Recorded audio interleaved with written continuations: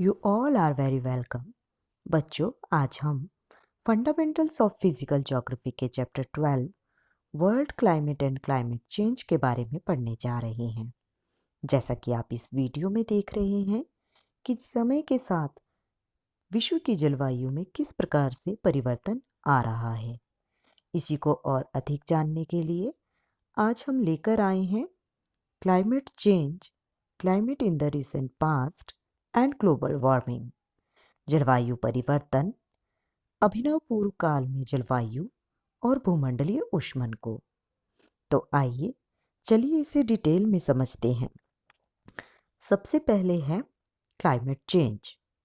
The earlier chapters on the climate summarised our understanding of climate as it prevails now. The type of climate we experience now might be prevailing over the last 10,000 years, with minor and occasionally wide fluctuations. The planet Earth has witnessed many variations in climate since the beginning. Geological records show alteration of glacial and interglacial periods. बच्चों, जिस तरह की जलवायु का अनुभव हम अभी कर रहे हैं वह थोड़े बहुत उतार चढ़ाव के साथ 10,000 वर्षों से अनुभव की जा रही है। पृथ्वी ने अपने ओरिजिन के साथ ही जलवायु में अनेक परिवर्तन देखे हैं। भूगर्भिक अभिलेख हमें हिमयुगों और अंतर हिमयुगों में परिवर्तन की प्रक्रिया को परिलक्षित होता दिखाते हैं। For example, India also witnessed alternate wet and dry periods. Archaeological findings shows that the Rajasthan desert experienced wet and cool climate around 8000 BC. 3000 to 1700 BC had higher rainfall. 2000 to 1700 BC, this region was the center of Harappan civilization and dry conditions accentuated since then. Bharat में भी आर्द्र और शुष्क युग आते जाते रहे हैं। पुरातत्व खोजें दर्शाती हैं कि 8000 वर्ष पूर्व राजस्थान मरुस्थल की जलवायु आर्द्र एवं शीतल थी। 3000 से 1700 वर्ष पूर्व यहाँ अधिक वर्षा होती थी। 2000 से 1700 वर्ष ईसा पूर्व यह क्षेत्र हड़प्पा संस्कृति का केंद्र था और शुष्क दशाएं भी यहाँ पर तभी से ही गहन हुई। इस तरह हमने समझा कि क्लाइमेट चेंज क्या होता है। अब है हमारा next topic climate in the recent past. जैसा कि आप इस पिक्चर में देख रहे हैं कि अलग अलग समय में पृथ्वी जलवायु परिवर्तन के साथ किस तरह नजर आ रही है। जैसे कि 1550 से 1850 में यूरोप ने हिमयुग को अनुभव किया। 1885 से 1930 तक विश्व के तापमान में वृद्धि दर्ज की गई। 1930 में अमेरिका के मैदानी क्षेत्रों में सूखा पड़ा और 1940 में विश्व के तापमान में फिर से गिरावट आई। 1967 से 1977 तक सहारा के साहिल प्रदेश में सूखे जैसी स्थिति को अनुभव किया गया। 1990 के दशक में बहुत ही गर्म तापमान के साथ विश्व में बाढ़ की स्थिति दर्ज की गई। 1550 to 1850 Europe experienced short ice age. Then 1885 to 1930 some increase in world's temperature. Then in 1930 USA plains experienced drought. In 1940 again some decrease in world's temperature, and then in 1967 to 77 Sahel region of Sahara Desert experienced drought conditions. And lastly, in 1990 decade, very hot temperature and flood conditions recorded all over the world. अब हम समझते हैं जलवायु परिवर्तन के कारणों को, causes of climate change, जो दो प्रकार के हैं, astronomical causes और terrestrial causes. Firstly, we discuss astronomical causes, जिसमें सबसे पहले आता है सनस्पॉट, जिसे हम सौर कलंक के नाम से भी जानते हैं। ये जो येलो कलर का सर्कल आप देख रहे हैं ये है हमारा सूर्य, और इस पर जो छोटे छोटे ब्लैक कलर के पॉइंट्स आपको नज़र आ रहे हैं ये हैं सनस्पॉट्स, जिसे साइड में स्क्वायर में एनलार्ज करके भी दिखाया गया है। ब्लैक कलर के पैचेस इस ऑरेंज रीजन में। इसे अब हम डिटेल में डिस्कस करते हैं। The astronomical causes are the changes in solar output associated with sunspot activities. Sunspots are dark and cooler patches on the sun, which increase and decrease in a cyclic manner. According to some meteorologists, when the number of sunspots increase, cooler and wetter weather and greater storminess occur. A decrease in sunspot numbers is associated with warm and drier conditions. सौर कलंक की गतिविधियों से उत्पन्न सौर ऊर्जा में परिवर्तन। सौर कलंक सूर्य पर काले धब्बे होते हैं जो एक चक्रीय ढंग से घटते बढ़ते रहते हैं। कुछ मौसम वैज्ञानिकों का मानना है कि सौर कलंकों की संख्या बढ़ने पर मौसम ठंडा और आर्द्र हो जाता है और तूफानों की संख्या बढ़ जाती है।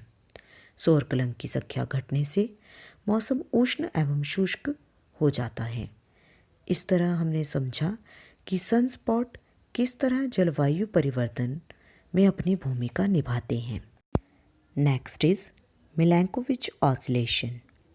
And another astronomical theory is Milankovitch oscillations which infer cycles in the variation in the Earth's orbital characteristics around the Sun, the wobbling of the Earth and the changes in the Earth's axial tilt. All these alter the amount of insolation received from the sun, which in turn might have a bearing on the climate. मिलैंकोविच दोलन, जो सूर्य के चारों ओर पृथ्वी के कक्षीय लक्षणों में बदलाव के चक्रों, पृथ्वी की डगमगाहट तथा पृथ्वी के अक्षीय झुकाव में परिवर्तन के बारे में अनुमान लगाता है। ये सभी कारक सूर्य से प्राप्त होने वाले सूर्य तप में परिवर्तन ला देते हैं, जिनका प्रभाव जलवायु पर पड़ता है। इस तरह से आप इस पिक्चर में देख सकते हैं कि पृथ्वी की अलग अलग स्थितियों में सूर्य तप पृथ्वी पर किस तरह से पहुंचता है और इस तरह से हमें पता चलता है कि अलग अलग पृथ्वी की स्थितियों में सूर्य का प्रकाश पृथ्वी पर एक जैसा नहीं पड़ता है। अब हम नेक्स्ट लेते हैं टेरेस्ट्रियल कॉजेज, जिसमें है volcano eruption. Volcanism is considered as another cause for climate change. Volcanic eruption throws up clouds of aerosols into the atmosphere. These aerosols remains in the atmosphere for a considerable period of time, reducing the sun's radiation reaching the Earth's surface. After the recent Pinatubo and El Seol volcanic eruptions, the average temperature of Earth fell to some extent for some years. ज्वालामुखी उद्भेदन जलवायु परिवर्तन का एक अन्य कारण है। ज्वालामुखी उद्भेदन बड़ी मात्रा में एरोसोल वायुमंडल में फेंकता है। ये एरोसोल लंबे समय तक वायुमंडल में विद्यमान रहते हैं और पृथ्वी की सतह पर पहुंचने वाले सौर विकिरण को कम कर देते हैं। हाल ही में हुए पिनाटोबा तथा एल सियोल ज्वालामुखी उद्भेदनों के बाद पृथ्वी का औसत तापमान कुछ हद तक गिर गया। इस तरह हमने समझा कि ज्वालामुखी जलवायु पर अपना क्या प्रभाव डालता है। नेक्स्ट है the green house effect. In this diagram we see most radiation is absorbed by the Earth's surface and warms it. Then some solar radiation is reflected by the Earth and its atmosphere. Some of the infrared radiation pass through the atmosphere. Some is absorbed and re-emitted in all directions by greenhouse gas molecules. The effect of this is to warm the Earth's surface and the lower atmosphere. This is called the greenhouse effect.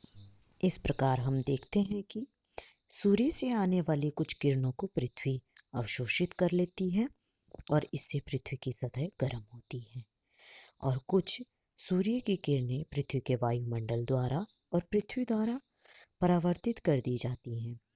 कुछ infrared radiations को पृथ्वी का वायुमंडल आने देता है और greenhouse gases के द्वारा यह अवशोषित कर ली जाती हैं, जिसकी वजह से पृथ्वी की सतह और वायुमंडल की निचली परत गर्म हो जाती है जिसे हम ग्रीन हाउस प्रभाव के नाम से जानते हैं।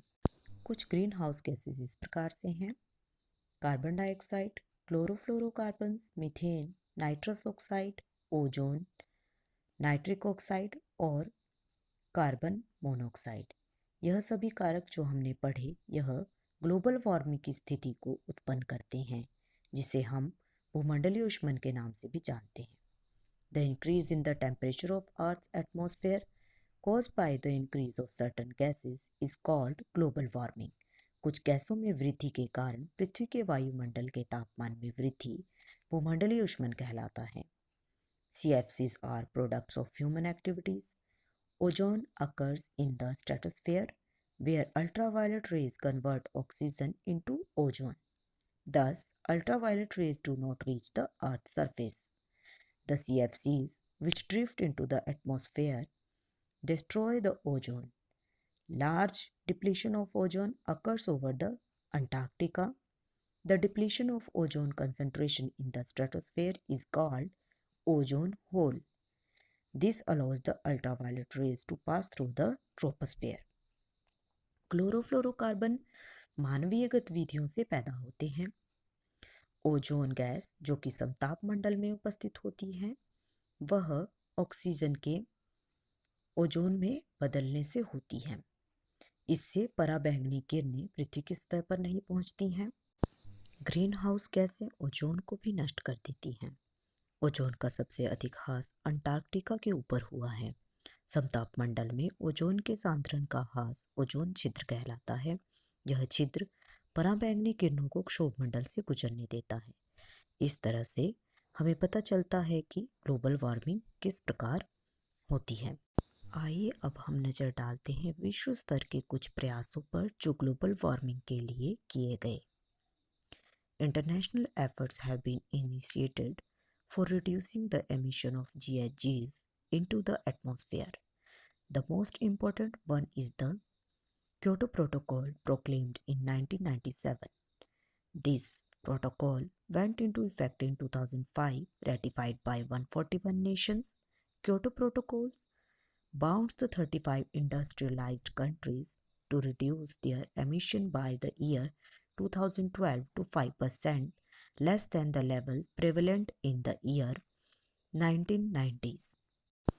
ग्रीन हाउस गैसों के उत्सर्जन को कम करने के लिए अंतर्राष्ट्रीय स्तर पर कुछ प्रयास किए गए हैं, जिसमें सबसे महत्वपूर्ण है क्योटो प्रोटोकॉल, जिसकी उद्घोषणा 1997 में की गई। 2005 में यह प्रभावी हुई।